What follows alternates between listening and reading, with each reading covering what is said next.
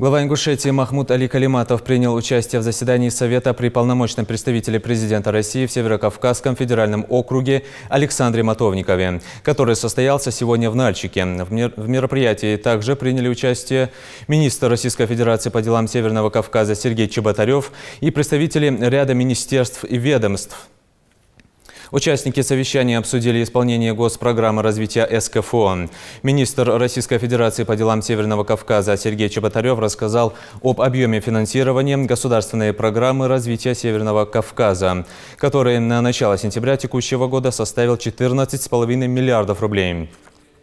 В рамках 7 подпрограмм социально-экономического развития субъектов СКФО с 2017 года реализуется 26 инвестиционных проектов. На текущий момент завершены 9 проектов, что позволило создать более 600 рабочих мест и привлечь в регион порядка 2 миллиардов рублей внебюджетных инвестиций. Министр также сообщил, что в текущем году субъектами СКФО представлена 21 заявка на отбор инвестпроектов в ПК, промышленном секторе и сфере туризма, направленных на развитие реального сектора экономики региона.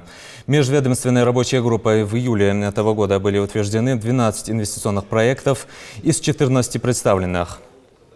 По итогам заочного голосования отобраны 7 инвестпроектов, по 2 проекта в Северной Осетии и Чеченской Республике и 3 проекта в Ингушетии.